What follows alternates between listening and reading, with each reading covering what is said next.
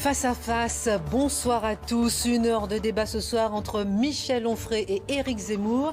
Et au sommaire de ce débat, 3 grandes parties. Tout d'abord, au lendemain de l'attentat pour lutter contre le terrorisme, faut-il parler de guerre ou est-ce qu'une issue pacifique est encore possible? Autre question, comment retisser le drapeau national? Tolérance, inclusion, fabriquer de bons républicains par l'école.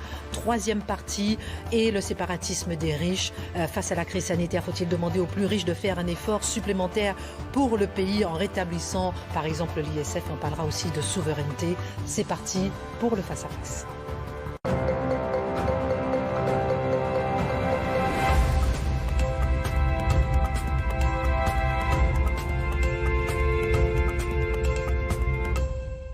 Bonsoir messieurs, bonsoir Michel Onfray, bonsoir Éric Zemmour. Michel Onfray, vous êtes de retour parmi nous pour notre plus grand des plaisirs d'ailleurs. Vous êtes philosophe, on le rappelle, vous avez créé la revue Front Populaire qui marche très bien. Vous êtes auteur d'une centaine d'ouvrages traduits dans une trentaine de pays. Le dernier en date, La vengeance du pangolin, Pensez le virus chez Robert Laffont. Vous analysez ce virus révélateur des folies de notre époque, incompétence de l'État, impuissance de l'Europe, cacophonie des scientifiques. On va parler un petit peu de la crise sanitaire tout à l'heure. Mais avant tout, pour commencer, messieurs, au lendemain de la mort de Samuel Paty, la France a renouvelé sa volonté de lutter contre le terrorisme. Michel Onfray, est-ce qu'il faut parler de guerre ou bien est-ce qu'une issue pacifique est encore possible ? D'abord, je pense qu'on peut parler de guerre et parler de paix aussi en même temps. C'est pas parce qu'il est question de guerre que pour autant la paix n'est pas possible ou pas pensable. On ne fait la paix que parce qu'il y a la guerre. Et ensuite, je ne voudrais pas qu'il n'y ait que des débats sémantiques. Est-ce qu'on a le droit de dire sauvageon ? À l'époque où, en 1999, je crois, Jean-Pierre Chevènement dit les sauvageons, c'est un arbre qui n'a pas été greffé, vous voyez l'étendue de l'insulte. On a les Bernard-Henri Lévy, les Libérations, l'Humanité, enfin tous ces gens qui nous disent que c'est inadmissible. Dominique Voynet, à l'époque, demande à être reçu par le ministre en trouvant inadmissible qu'on puisse appeler sauvageons des vrais sauvages. Et cette idée qu'aujourd'hui on puisse dire, alors, est-ce qu'on peut parler de barbarie? Est-ce qu'on peut parler d'ensauvagement? Et on a des plateaux télé où on dit, mais c'est inadmissible, sauvage, ensauvagement c'est sauvage, ils ne sont pas des sauvages, etc. Enfin, je suis assez sidéré qu'on ne puisse pas mettre des mots sur les choses pour qu'on ne puisse pas agir sur les choses. Oui, il s'agit d'une guerre civile. Il s'agit d'une guerre civile. Quand des Français tuent d'autres Français, que ces Français soient anciens, récents, modernes, arrivés depuis 8 ans, 9 ans, je ne sais plus combien pour ce monsieur tchétchène, ce sont des Français. Et donc quand des Français égorgent d'autres Français, tuent d'autres Français, massacrent d'autres Français, le font régulièrement. J'ai appris en écoutant Éric Zemmour qu'il y avait 120 attaques au couteau tous les jours. Qu'est-ce que c'est que 120 attaques au couteau tous les jours, si ce n'est une guerre civile, le signe d'une guerre civile? Mais issue pacifique possible? Alors après quand vous regardez les propositions qui sont faites, moi j'ai un peu de mal à voir tous ces gens qui depuis 25 ans ont fabriqué les choses telles qu'elles se passent aujourd'hui, descendre dans la rue avec leurs larmes de crocodile, que ça va de François Hollande à Mélenchon, en passant par Coquerel, en passant par Bayrou, enfin tout le monde, les premiers ministres anciens, modernes et autres, ils sont tous là en train de nous dire inadmissible, faisons République, ça ne peut pas durer, ça ne va pas continuer, nous serons sévères, etc. Tous ces gens qui ont une quelconque responsabilité dans cette aventure devraient être menés devant ce que fut un tribunal Russell, vous savez, ça existait à l'époque de Sartre, pour qu'on puisse enfin, je crois que c'est le directeur de Charlie Hebdo qui a lancé cette idée, je trouve qu'elle est juste, demander des comptes à ces gens qui ont armé le bras de gens qui aujourd'hui égorgent. Donc il faut remonter les causes en estimant que oui, on égorge un enseignant, paix à son âme, pauvre homme, mais en même temps, qui l'a fait, pourquoi, qui le soutient, etc. On voit aujourd'hui Edwy Plenel accueillir dans le site Mediapart quelqu'un qui nous dit que finalement, le vrai problème, c'est pas qu'on égorge des gens, c'est qu'on ait pu abattre quelqu'un qui avait l'intention d'en égorger d'autres éventuellement, et on se dit, mais est-ce qu'on marche sur la tête ou pas?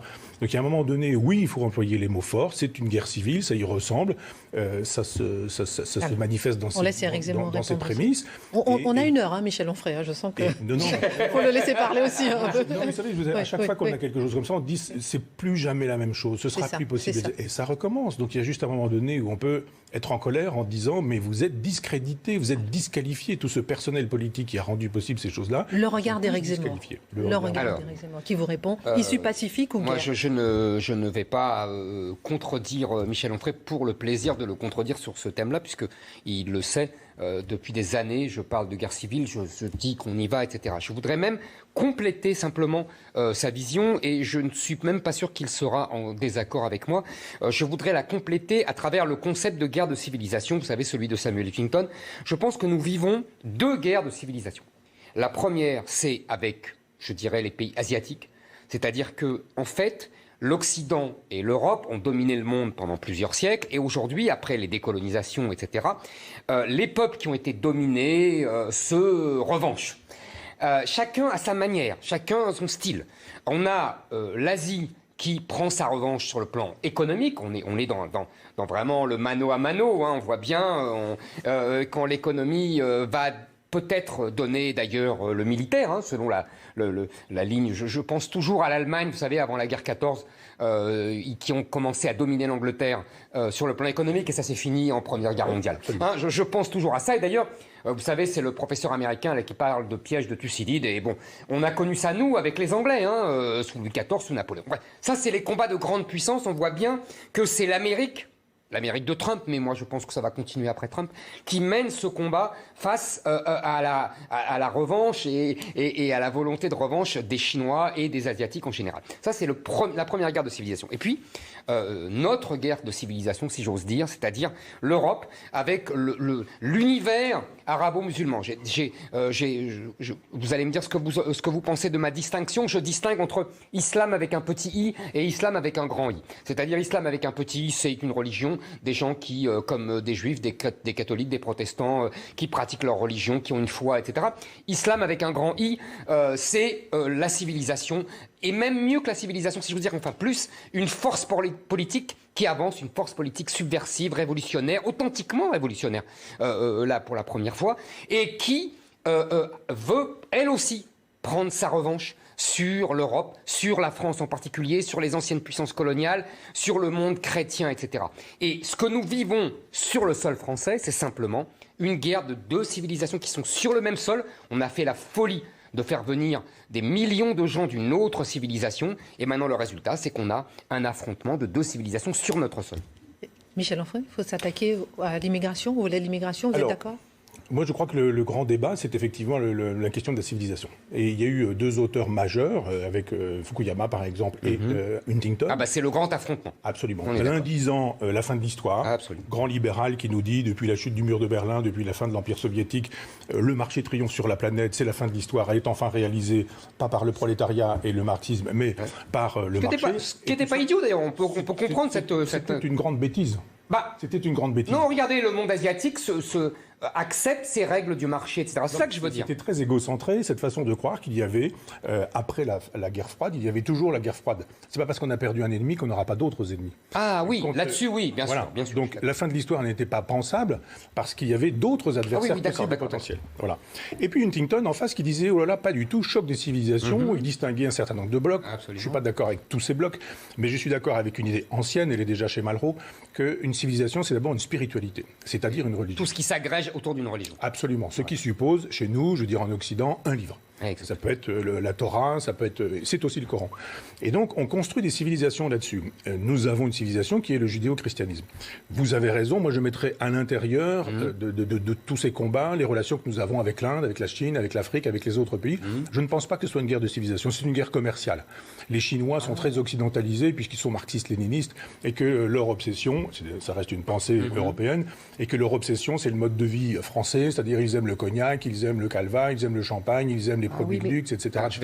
C'est une sous-partie du continent judéo-chrétien, même si c'est confucéen. Voilà pourquoi je ne serais pas d'accord avec Huntington. Mais laissons de côté cette affaire. Je crois vraiment qu'il y a des grands chocs de civilisation. Et que notre problème, vous parliez, chère Christine, tout à l'heure de guerre civile. Oui, c'est une guerre de civilisation. Il y a des civilisations qui sont en pleine forme. J'ai écrit tout un livre là-dessus pour montrer comment une morphologie nous permettait de penser la vitalité des civilisations. Ça naît, ça vit, ça croît, c'est en pleine puissance, Spengler, ça dit, et ça s'en va. Pardon ? Toute la thèse de Spengler sur les civilisations. Spengler, mais c'est surtout Hegel, parce que Hegel pense ça avant Spengler. Ah oui, 1918, vous avez raison. 1918 c'est pour vrai, le déclin de l'Occident. Mais ça reste un schéma morphologique. D'accord. Donc c'est un schéma morphologique, et on se dit, il y a des civilisations qui, comme les hommes, peuvent mourir de j'ai compris. Civilisation viking, elle existe. Voilà, il y a des Scythes, il y a Assur, Sumer, Babylone, etc. Il y a une civilisation marquisienne, des îles Marquises, etc. Nous avons un bloc de civilisation qui a rendu possible, je vous ai souvent entendu le dire et vous avez raison, qui a rendu possible une conquête planétaire. C'est-à-dire que le téléphone, la voiture, la fusée, le numérique, etc., ce sont des productions judéo-chrétiennes qui servent à la planète entière. Ça sert même aux terroristes aujourd'hui quand ils communiquent entre eux. Et je crois que ces deux guerres de civilisation, enfin cette guerre de civilisation avec deux blocs, oppose un bloc fatigué, le judéo-christianisme, et un bloc puissant, et conquérant et impérialiste, impérieux et impérialiste. C'est-à-dire qu'il un bloc islamique ou le bloc islamique, asiatique non, le bloc asiatique, je vous dis, c'est oui, d'accord, vous le mettez, vous, partie du continent occidental pour moi. Okay. Ce bloc islamique, il suffit de lire le Coran, il suffit de lire les hadiths du prophète, il suffit de lire la Sunna, il suffit de lire la Sira, la biographie, il suffit de lire ce qu'a fait le prophète, et de regarder l'expansion de l'islam sur la totalité de la planète. C'est une religion conquérante.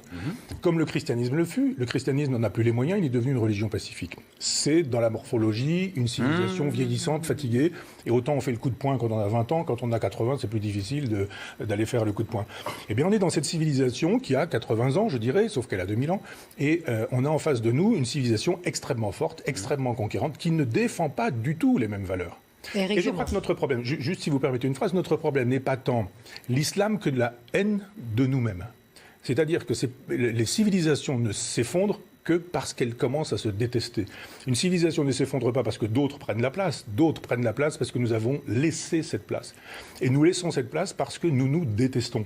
Nous détestons l'histoire de France, nous détestons les grands récits que vous pouvez faire régulièrement. L'histoire de France est fasciste, elle est nazie. Nous n'avons été que des colons, que des pétinistes, que des vichistes, nous n'avons été que des marchands d'esclaves, etc. C'est-à-dire les occasions d'aimer la France ne sont pas données, et il y a des gens qui nous disent de fait, vous avez raison, je n'aime pas la France, et ma communauté c'est l'Oumma, qui est la communauté universelle des musulmans. Alors, deux petites choses. Un, je maintiens, moi, qu'on a un autre conflit de civilisation, mais je vous dis, je pense que les Chinois ne sont pas seulement... C'est le capitalisme, ça. Matérialistes. Oui, mais ils ne sont pas seulement capitalistes, ils ne sont pas seulement matérialistes, je pense qu'il y a une volonté nationaliste, impériale, de prendre sa revanche sur un Occident qui l'a humilié. Mais je vous dis... Là où je serais d'accord avec vous, c'est que je pense que cet affrontement-là, il est porté par les États-Unis.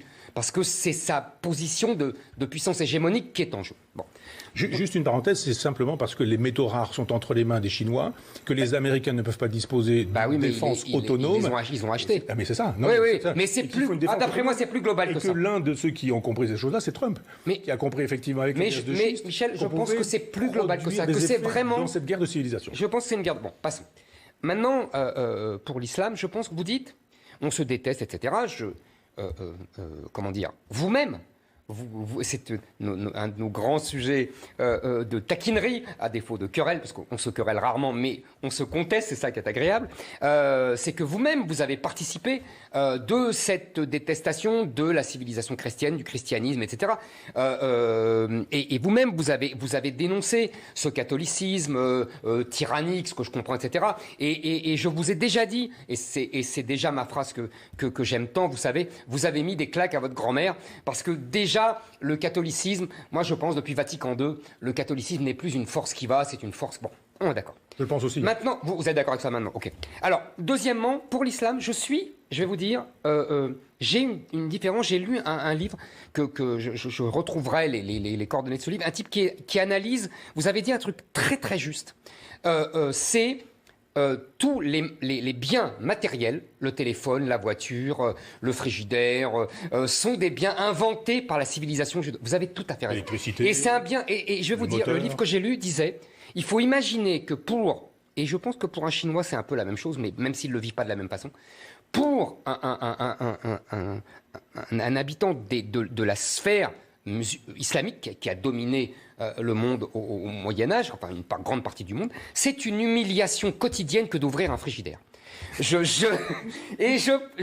comprends bien ce que ça veut dire, au-delà évidemment de la provocation c'est une moitié de plaisanterie, mais je comprends effectivement tous les éléments de notre vie moderne dans le monde entier sont des produits de l'intelligence occidentale et de l'intelligence du monde judéo-chrétien. Et je pense que ça, c'est une souffrance quotidienne et une volonté vous voyez, un ressentiment, une cause de ressentiment permanente. Et effectivement, là où vous avez raison, c'est comme en plus en face, il y a une civilisation occidentale chrétienne qui passe son temps à battre sa coulpe.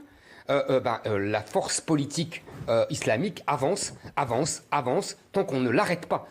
C'est presque même indépendant de beaucoup de gens qui vivent, qui sont le produit de cette civilisation. Je pense que c'est même indépendant, parce qu'il y a quelque chose qui me frappe toujours, et j'en aurai fini, je vous laisserai la parole.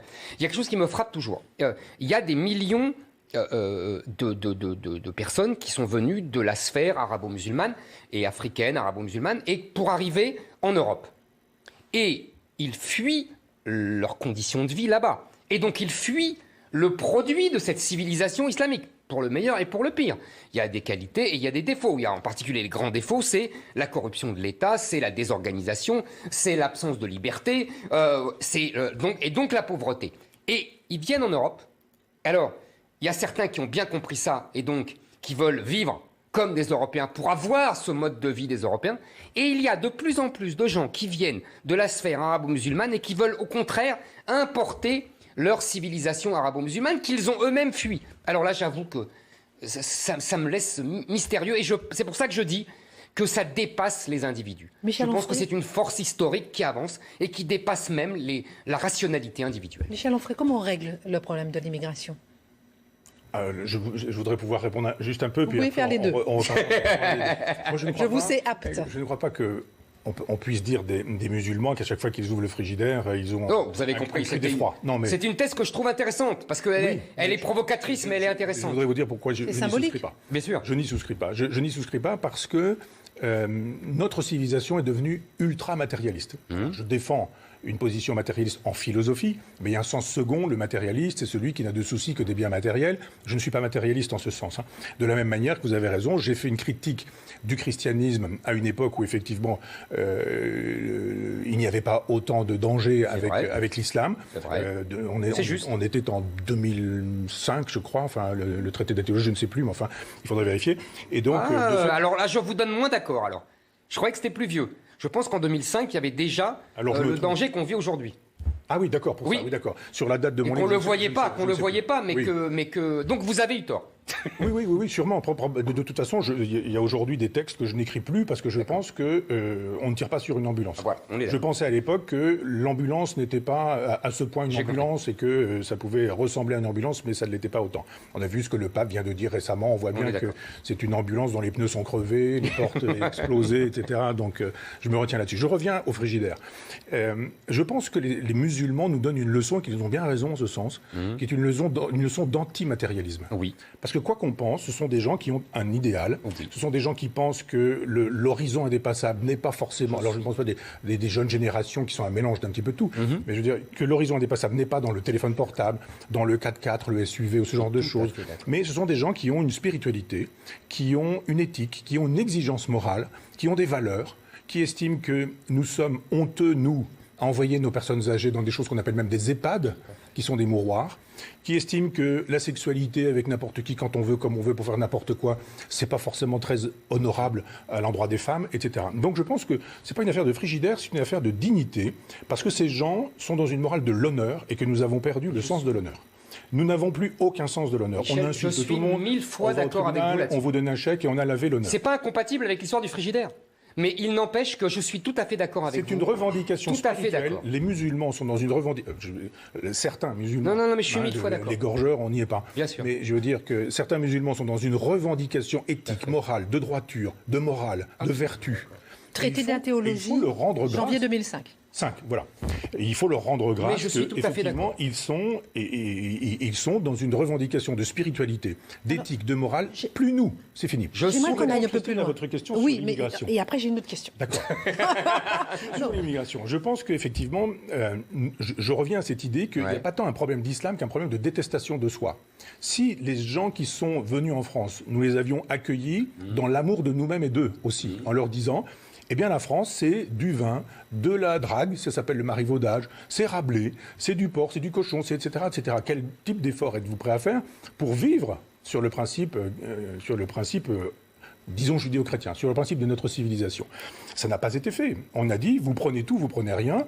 Et ils se sont dit, nous, on reste entre nous, on fait des communautés, on a notre éthique. Là, je ne parle pas des musulmans de banlieue qui sont un mélange d'islam, d'identité facile à prendre, de délinquance, de brutalité, parce que ça couche n'importe comment, ça boit de l'alcool, ça se drogue, etc. Et l'éthique chez ces gens-là, c'est pas vraiment leur premier souci. Et en même temps, ils ont une aspiration à l'éthique. Ils ont une C'est aspiration complexe. à l'idéal. Ouais, C'est-à-dire voilà. qu'ils veulent se sacrifier pour quelque chose qui les dépasse. Et ils estiment, ils ont tort, qu'en massacrant un professeur, ils auront droit au paradis. C'est une erreur théologique, c'est une erreur morale, c'est une erreur politique, mais c'est l'erreur de la France de ne pas avoir été capable de donner des vertus, des valeurs de substitution, des valeurs à désirer, qui nous auraient permis de dire il y a autre chose que le ciel. Le ciel, c'est une affaire, la laïcité vous permet d'entretenir un rapport à votre ciel, mais il y a aussi et surtout la terre. Et là, pour le coup, il y a la France. Pas tant la République, parce que là, pour le coup, c'est pas mon souci. Là. Éric Zemmour. Attendez, j'entends beaucoup ça depuis longtemps, et moi-même, je vous avoue, Michel, que j'ai cru à cette thèse. Tout simplement parce que là où vous avez raison, c'est qu'on a renoncé à être nous-mêmes, on a renoncé même à l'assimilation, on a renoncé à présenter notre projet historique, je suis d'accord. Mais je vais vous dire, vu ce que je vous ai dit tout à l'heure, je n'y crois plus. Si vous me laissez 2 minutes, je vous dirai pourquoi. D'abord, toujours le même argument, le nombre.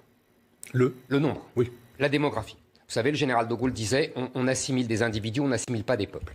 Aujourd'hui, nous avons reçu tellement de gens qui viennent d'une sphère civilisationnelle qui nous est étrangère que nous ne pouvons plus assimiler personne et qu'au contraire, nous désintégrons sans cesse. C'est-à-dire que, regardez, il y a 4 ans, il y avait ce sondage de l'Institut Montaigne qui disait que 50% des jeunes de moins de 25 ans, des jeunes musulmans de moins de 5 ans considéraient que la charia était supérieure aux lois de la République. Nous sommes aujourd'hui dans un autre sondage, 4 ans plus tard seulement, 4 ans, à 75%.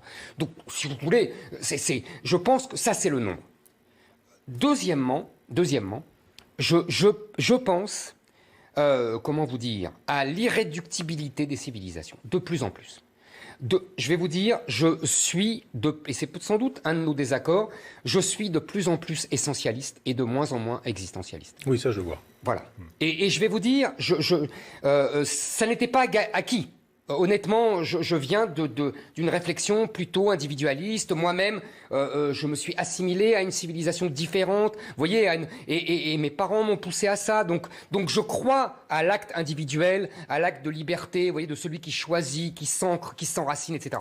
Mais je pense que nous sommes débordés, 1, par le nombre, et 2, par une civilisation qui est rétive et qui n'a jamais, au-delà de cas individuels, qui n'a jamais accepté cette assimilation. Je vous rappelle que vous verrez je crois que c'est dans Pirenne, vous savez, le grand historien belge Henri Pirenne, qui explique dans son livre magnifique qui s'appelle Mahomet et Charlemagne, ou Charlemagne et Mahomet, je ne sais jamais, que les deux conquêtes de l'Empire romain d'Occident et l'Empire romain d'Orient ont été tout à fait antagonistes. J'en ai pour 1 minute, Christine.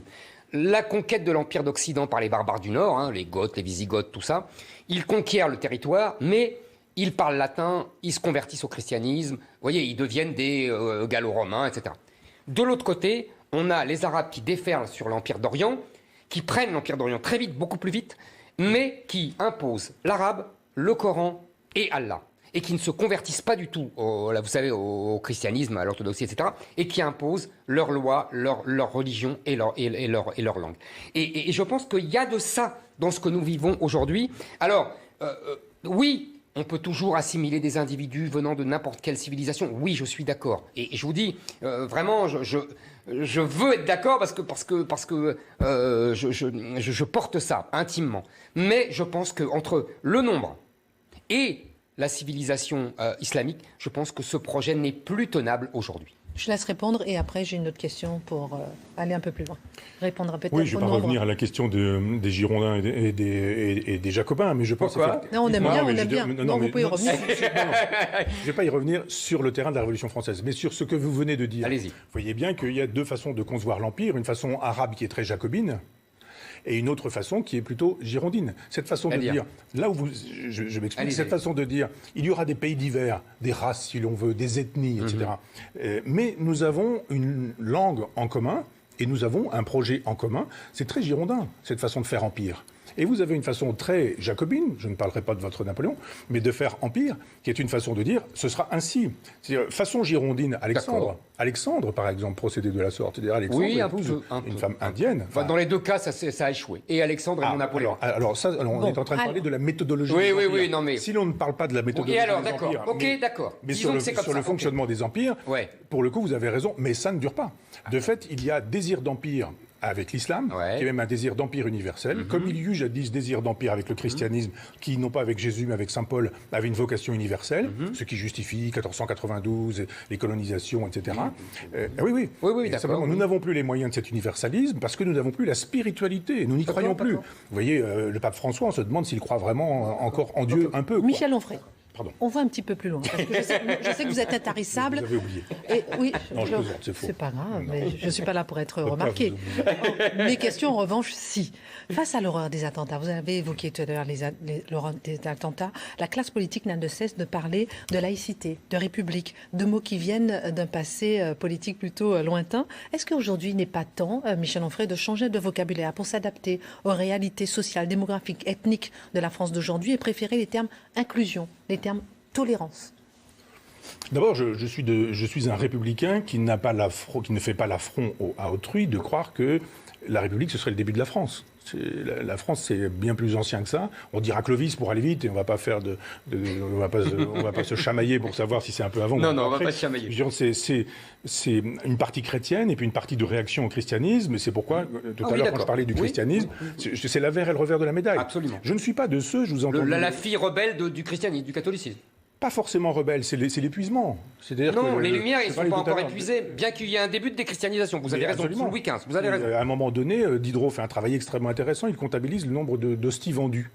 Et il dit, mais regardez, en 20 ans, on a vendu beaucoup moins d'hosties, donc il se passe quelque chose de ce côté-là. Donc je pense qu'il y a quelque chose à voir sur ce terrain-là. J'ai oublié d'ailleurs votre question. Inclusion, j'ai vu ça. République, laïcité, inclusion, tolérance. Inclusion et tolérance. Merci, monsieur Zemmour. Vous suivez au moins. Moi, je suis, moi.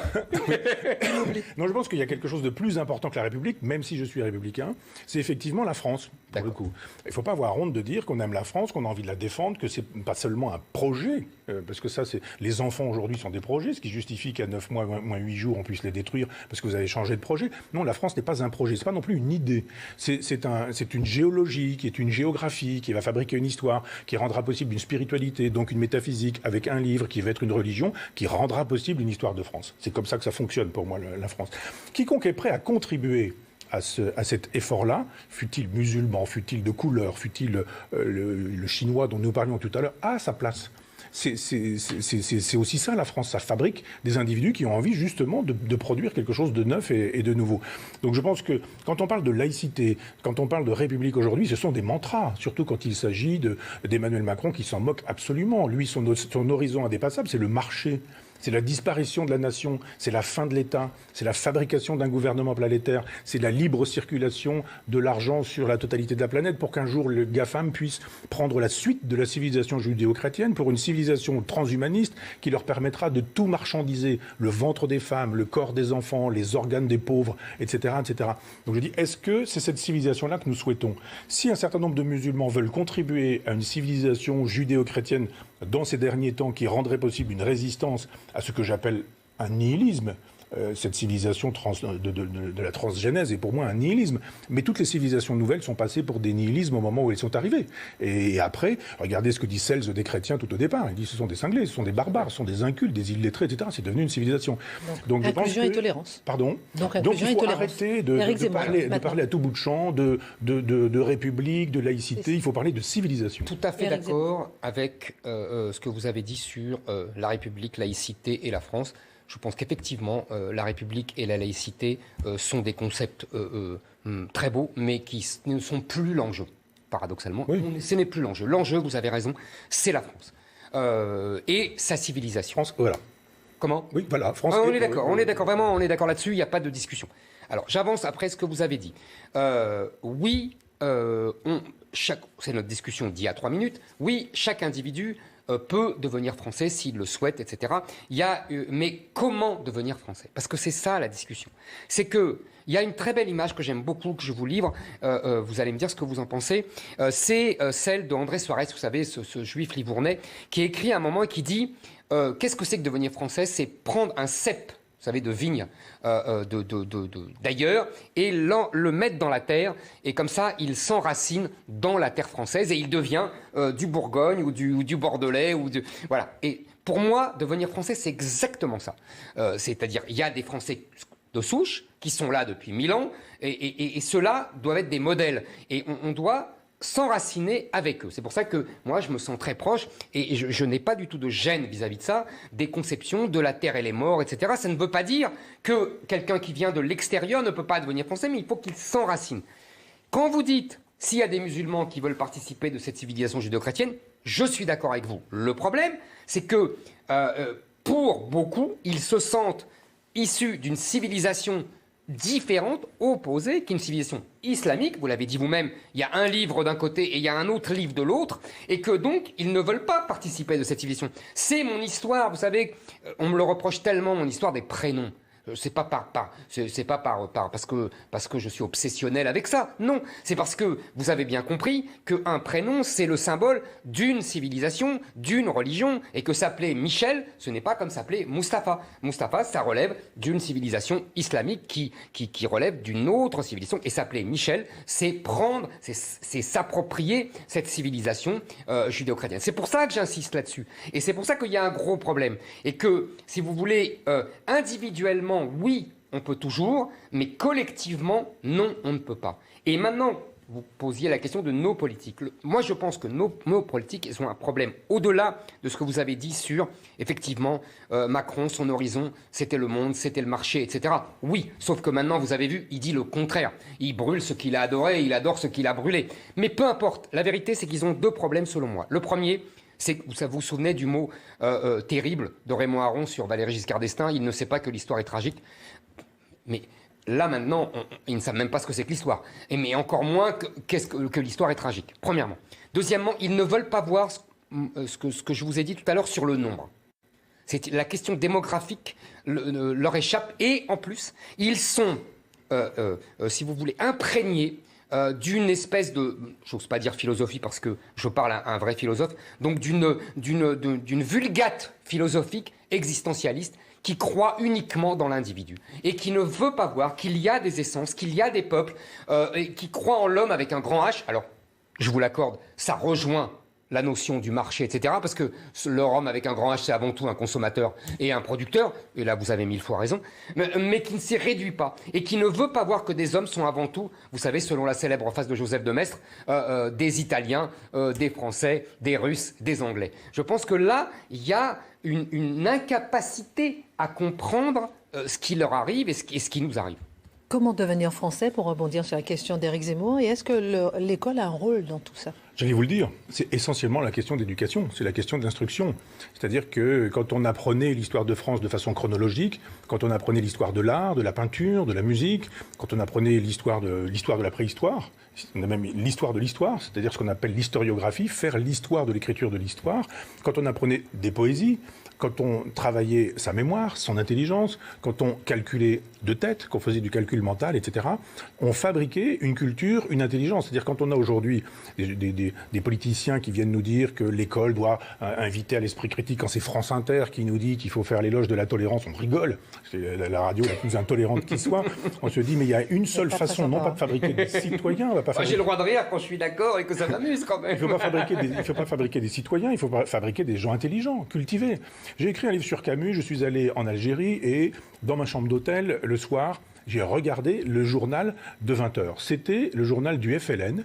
On avait l'impression que 1962 n'avait pas eu lieu et que nous étions toujours, en Algérie, nous étions toujours sous domination française et que la guerre d'Algérie n'était pas terminée.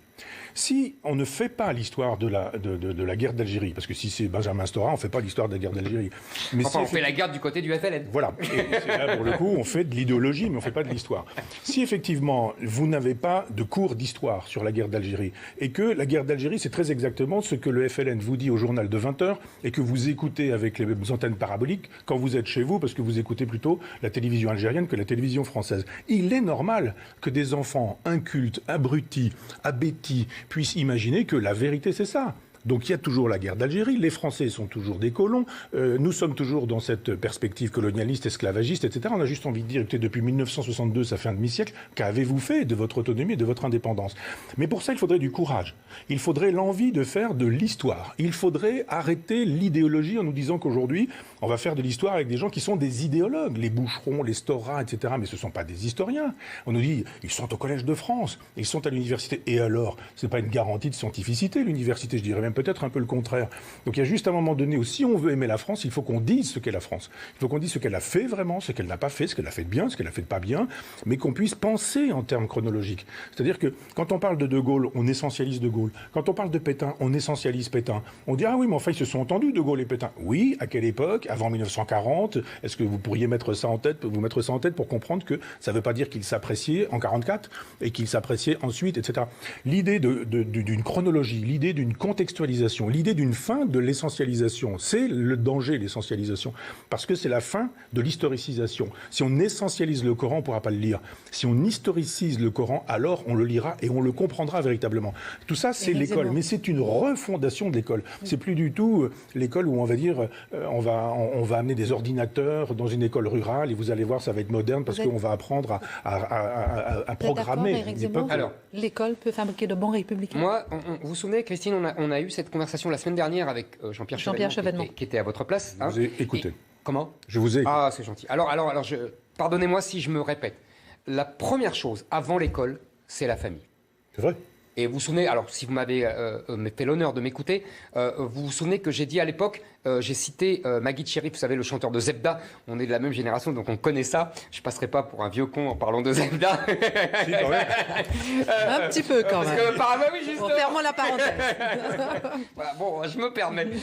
Et j'ai raconté, vous avez vu à Chevènement, il avait écrit ses souvenirs, c'était très touchant et très intéressant. Et il racontait que sa mère lui disait toujours, deviens un Français, mais ne le sois jamais. Si dans des familles, et ça revient à mon essentialisation malgré tout, vous voyez, je m'accroche à ça parce que je pense que malheureusement, c'est aujourd'hui un fait historique majeur. Si les familles disent deviens français mais ne le sois jamais, les familles, elles disent ce que le FLN dit à la télévision. D'accord, si vous voulez. C'est la même chose. Bon, alors maintenant pour l'école, en plus, pardonnez-moi Michel, en plus l'école, je suis tout à fait d'accord, encore une fois on est de la même génération, donc on a eu la chance de connaître la fin en fait de l'école de la Troisième République. On a eu la chance d'apprendre à lire, à écrire, à compter comme avant, voilà, donc on fait très peu de fautes d'orthographe, on écrit un pensée correct, on a eu cette chance inouïe, parce qu'après nous c'était fini, donc c'était formidable. Mais il faut voir ce qu'est devenu l'école aujourd'hui. C'est devenu, d'ailleurs parfois à la grande fureur de beaucoup de profs, c'est devenu une machine de propagande politiquement correcte, oui, anti-française, oui, LGBT, féministe, antiraciste, décoloniale.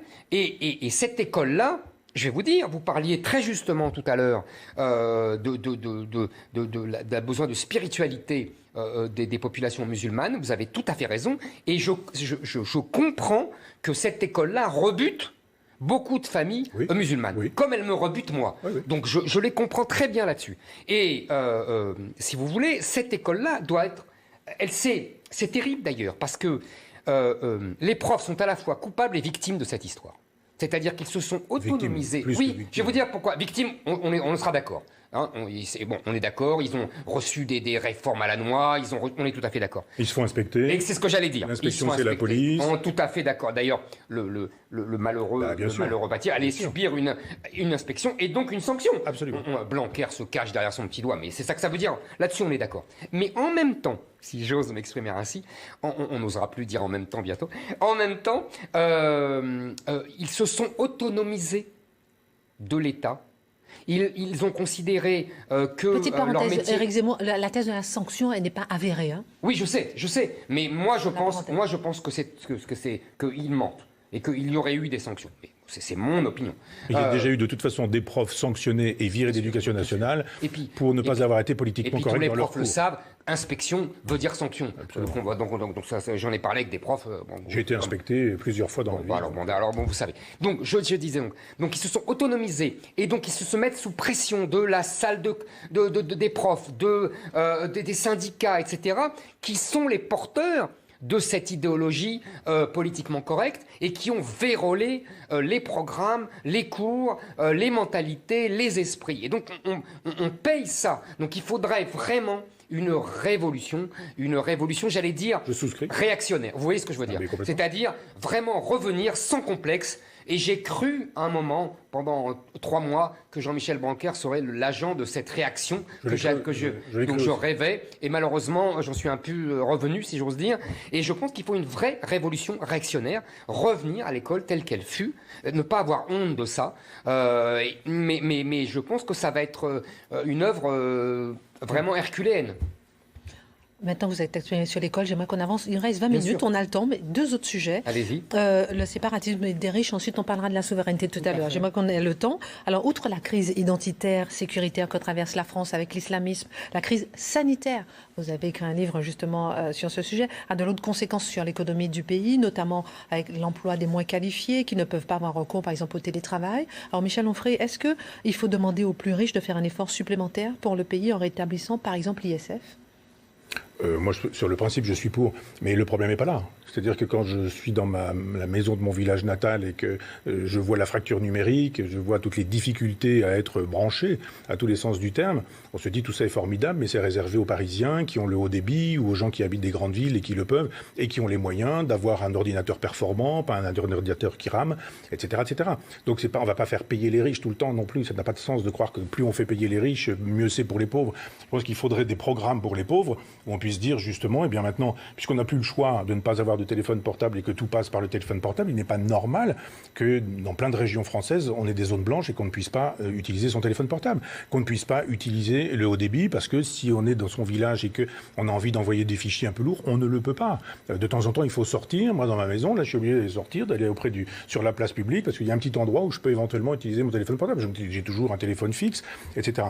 Donc, il y en a marre de cette idée du faisons payer les riches et ce sera formidable pour les pauvres, parce que si on a des programmes qui nous permettent véritablement de désenclaver, d'utiliser des routes, des autoroutes, d'utiliser des trains, des TGV, qu'on puisse avoir des liaisons. Pour l'instant, on ferme des aéroports de province, on ferme des lignes de chemin de fer, on a fermé toutes les gares que j'ai pu utiliser. Moi, quand pendant des années, j'étais prof, j'habitais à Argentan, je travaillais à Caen, le train s'arrêtait dans toutes les gares. Aujourd'hui, il s'arrête dans une gare. Il y avait 7 ou 8 gares, 8, 9, 10 gares. Les enfants montaient, descendaient, etc. Tout ça, c'est fini.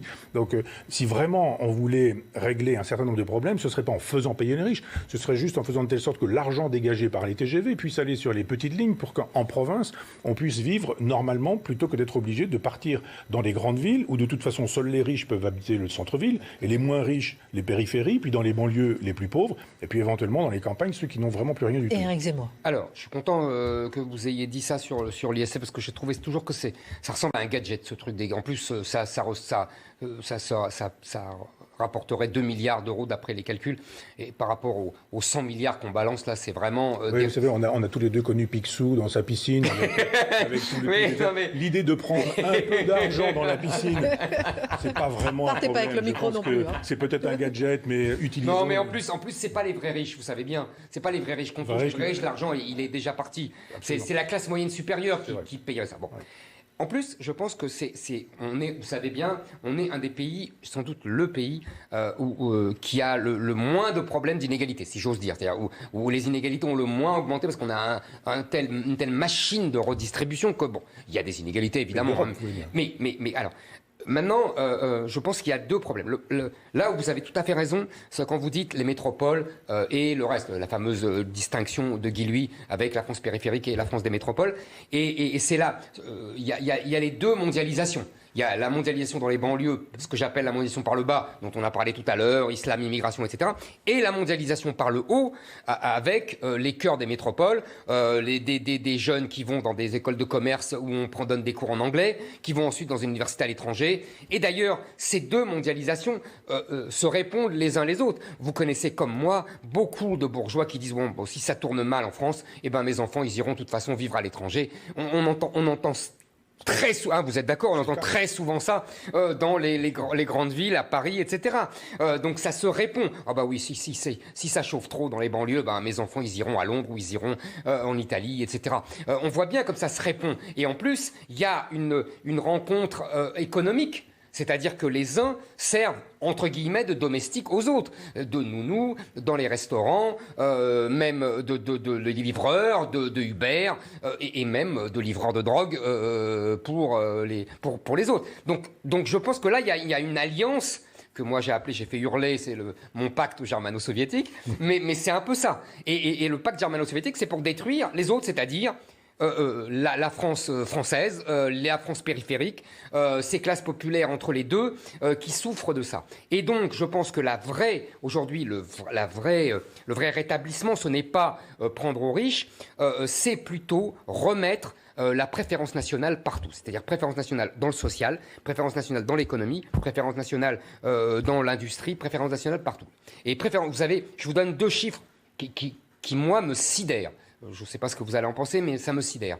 Le magistrat Charles Prats, dont j'ai parlé, rappelle et donne dans son dernier livre que 43%, maintenant je le dis bien, 43% des allocataires de la CAF, c'est-à-dire allocation familiale et allocation logement, sont nés à l'étranger. Et la Cour des comptes, ça c'est un nouveau chiffre que je vous livre, la Cour des comptes elle-même, ce n'est même pas Charles Prats, la Cour des comptes dit que sur les 14 millions de gens qui touchent la retraite, il y a 50%, vous m'entendez Michel, 50% de gens nés à l'étranger. Donc si vous voulez là, on atteint les limites de la folie française, vous voyez, d'un État-providence universel qui dépense, je crois, 787 milliards d'euros par an et qui se répand sur le monde entier, vous voyez, qui est une espèce de folie douce. Je pense que le vrai sujet aujourd'hui, il est là et non pas dans on va prendre 2 milliards ou pas aux vrais riches, aux faux riches, etc. Non, mais je suis d'accord avec ça parce que... Vous avez conscience maintenant, vous avez conscience de ça parce que c'est vraiment un truc... Parce que lui, ce qu'il dit, c'est préférence nationale pour la redistribution. Absolument. Je ne sais pas si vous êtes d'accord. Je connais ça parce que c'est la sénatrice de l'Orne, Nathalie Goulet, qui a travaillé sur... Avec Charles Prats. Voilà. Vous avez tout à fait raison. Nathalie Goulet est sénatrice de l'Orne. Absolument. Et je la salue d'ailleurs parce qu'elle fait un travail de femme libre sur ce terrain-là. Et elle a du mérite parce que c'est pas évident. Complètement. C'est pas politiquement correct. Non, absolument. Elle dit le vrai, elle dit le réel. Voilà. Alors, je pense effectivement que, d'accord avec vous sur cette idée que c'est pas forcément la préférence nationale. C'est-à-dire, si on commençait par dire, mais si vous n'êtes pas français, si vous n'avez pas cotisé, c'est juste la loi, eh bien, vous n'y avez pas droit, point à la ligne. C'est pas de la préférence nationale. Non. C'est juste... Il y a 2 choses, Michel. Il y a la lutte contre la fraude et la préférence nationale. D'accord. Voilà. C'est pourquoi je vous dis que je ne crois pas à la préférence nationale. Je crois en revanche au nettoyage des écuries d'Augias, qui supposerait qu'on puisse dire tout cet argent qui est donné est indûment distribué. Parce que illégalement, quand il est illégalement distribué, que la loi fasse son travail et que ceux qui touchent cet argent de manière indue ne touchent plus cet argent. Eh ben moi je pense que vous ne pourrez pas lutter contre l'un sans faire l'autre déjà. C'est de la police fiscale. Non, mais c'est déjà, mais simplement la police fiscale. La police sociale même. Sociale, vous voulez dire, oui. Fiscale, bien sûr. Cette police n'existe pas. Ah, mais ça, je suis d'accord. Parce qu'effectivement, Nathalie Goulet, quand elle a dit cette chose-là, j'ai trouvé ça formidable qu'elle puisse faire ce rapport. Et je me suis dit, et quid maintenant ? Quoi ? On fait quoi maintenant qu'on sait ça ? Rien. Donc on peut très bien se priver de la préférence nationale si on dit simplement cet argent est mal distribué, il est indûment distribué, qu'il le soit réellement, dignement, comme c'était prévu. Il y a une règle du jeu, vous avez payé, aujourd'hui ce sont ceux qui travaillent, quand vous travailliez, pour ceux qui étaient à la retraite, et bien aujourd'hui c'est la même chose. Voilà. Il nous reste une douzaine de minutes et pour aborder un peu la souveraineté, Michel Onfray, qui vous est cher, est-ce que la souveraineté aurait permis d'éviter cette crise sanitaire qu'on vit ? Oui, complètement. La souveraineté, c'est un instrument. C'est pas une politique. Hein. C'est un instrument. J'ai beaucoup dit que la souveraineté, c'est quand la voiture est en train d'errer dans la route comme ça, vous savez que vous allez prendre le fossé, il se peut qu'il y ait même un ravin, etc. Le souverainisme consiste à dire on reprend le volant et c'est nous qui allons piloter. Maintenant, ça ne veut pas dire que parce que vous allez piloter, vous allez au bon endroit, vous allez avoir la bonne direction, etc. Donc le souverainisme est une méthode qui permet de dire nous devons disposer des moyens de faire une politique politique fiscale, politique démographique, politique justement sanitaire, enfin tout. On ne peut pas faire de politique si on n'est pas souverain par définition. Si vous n'êtes pas souverain chez vous, c'est parce qu'il y a des gens qui occupent votre maison, vous ne pouvez pas faire ce que vous voulez. C'est eux qui vont décider des heures du repas, c'est eux qui vont décider des heures de lever, de coucher, etc. Nous sommes dans cette situation-là. Nous ne pouvons plus décider grand-chose, nous les Français, parce que nous avons donné notre souveraineté à ce que j'appelle l'Empire maastrichtien. Recouvrer cette souveraineté, ce qui supposerait qu'on réfléchisse au Frexit. Moi, je ne suis pas un théoricien de la fiscalité, de la banque, etc., mais je pense que, de fait, il faudra y songer. Je suis plutôt pour qu'on puisse effectivement reprendre en main le volant, pour le coup, pour imposer notre direction, en disant si nous voulons travailler la question sanitaire, par exemple, il faut que nous puissions disposer des moyens de décider de masque ou pas masque. On travaille un vaccin, on ne travaille pas un vaccin. On s'associe avec qui pour faire un vaccin? Est-ce qu'on décide d'interdire, par exemple, les avions chinois qui arrivent de Wuhan pendant des mois et des mois et des semaines et des semaines? Est-ce que on peut décider que finalement on va industrialiser un certain nombre d'endroits pour fabriquer des masques en quantité tout au départ pour empêcher, etc. C'est ça le souverainisme. Là vous dites ah ben on n'a pas de masque, on va demander aux autres, les autres n'en ont pas, peut-être que machin en aura. Ah ben non on en a, nous mais on va les garder. Nous les Allemands, on n'a pas les Italiens, ils n'ont qu'à se débrouiller, etc. On se dit, mais l'Europe, elle était là pour fabriquer justement une communauté. Il n'y a pas de communauté, chacun retrouve ses billes et la souveraineté n'est toujours pas là. Éric Zemmour. Alors, question, est-ce qu'on aurait pu éviter la crise sanitaire? avec la souveraineté? Moi, ma réponse est non. Parce qu'il y a toujours eu des épidémies avant, au Moyen-Âge, l'épidémie de peste. Je sais d'avance que vous allez me dire avec raison, c'est que ça venait beaucoup moins vite. Mais c'était les moyens de transport aussi. Deuxièmement, il y a eu des épidémies terribles, l'épidémie de grippe espagnole après la Première Guerre mondiale qui a tué plus que la Première Guerre mondiale. Donc on n'aurait pas pu éviter. En revanche, là où je vous suis tout à fait, il y a deux choses. Un, vous avez raison, si on était dans le monde d'avant, on a une industrie digne de ce nom et donc on aurait équipé en masque, etc. Et deux, un point que vous avez oublié, tout simplement, et j'en veux beaucoup à Emmanuel Macron parce que d'autres dirigeants ont pris cette décision, c'est de fermer les frontières. Et il nous a rayonné, vous vous souvenez, lors de sa première intervention, c'était pour nous, c'était pour les gens comme nous, le virus n'a pas de frontières. Bon, elle était très drôle, sauf qu'elle était idiote, parce que c'est les gens qui portent le virus et qui effectivement ont des frontières. Et on apprend à l'instant là que le virus ignore tellement les frontières qu'il connaît celles des départements. Et il connaît même celles des villes. À une époque, non mais vraiment, ça c'est une histoire qui m'énerve depuis mars. Enfin bon, bref, passons. Maintenant, pour le souverainisme et la souveraineté. Et pour le Frexit. Parce que je suis d'accord sur un point, je suis en désaccord avec vous. D'accord sur un point, le souverainisme, la souveraineté est un moyen. Et d'ailleurs, il faudra qu'on dise, vous et moi, pour quel but retrouver la souveraineté, pour quel but. Bon. Bien sûr. En revanche, pour le Frexit, je ne suis pas d'accord et je vais vous dire pourquoi. Pour plusieurs raisons. Ça fait référence évidemment au Brexit et donc à la sortie de l'Angleterre, de la Grande-Bretagne, de l'Europe. La Grande-Bretagne, vous le savez, comme moi, n'a jamais vraiment été dans l'Union européenne et même elle avait sa monnaie. Elle avait sa monnaie. Elle avait sa monnaie, vous avez tout à fait raison. Et donc, elle a toujours demandé des clauses opt-out, vous vous souvenez de ce jargon, etc. Si la France quitte l'Union européenne, il n'y a plus d'Europe. C'est fini. Oui. Deuxièmement. Donc on en fait une autre. Voilà. Est-ce qu'on en fait une autre? J'en sais rien. Deuxièmement, je pense que, et c'était des discussions que j'avais avec d'autres, je pense que les Français ne voteront pas majoritairement pour le Frexit.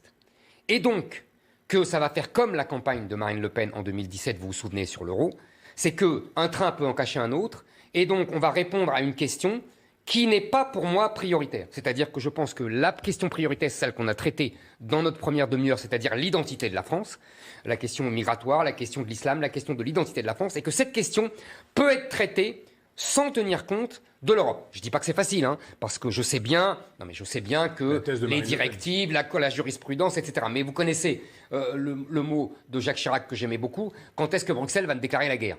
Je répondrais de la même façon si j'étais à l'Élysée. Bruxelles lui déclare la guerre puisqu'il faisait la politique de Bruxelles. Donc, mais bien sûr. Il ne craignait rien. Bien. Il craignait juste le bon mot. Absolument. Mais comme souvent avec Chirac. Donc, si vous voulez, je pense que ça, on n'est pas la Grande-Bretagne pour une raison historique. C'est que la Grande-Bretagne, depuis 2 siècles, a gagné toutes ses guerres. Ouais. Et que nous, on a perdu 40, on a perdu 1870. Vous savez, j'ai lu un jour une correspondance tout à fait passionnante entre Pompidou et Malraux. Et c'est son fils, je crois, qui a édité ce tout à fait remarquable. Très bien. Et à un moment, Pompidou lui dit, et vous allez voir, ça m'a frappé parce que nous, je suis sûr que vous, comme moi, on est obsédés par 40. Mais Pompidou dit, depuis 1870, les Français savent qu'ils peuvent être battus par un seul pays. Alors qu'avant, Louis XIV, Napoléon, il fallait toute l'Europe pour nous battre. Il fallait qu'ils se mettent à tous, et encore, ils n'y arrivaient pas à chaque fois. Tandis que là, un seul pays, la Prusse, nous a écrasés.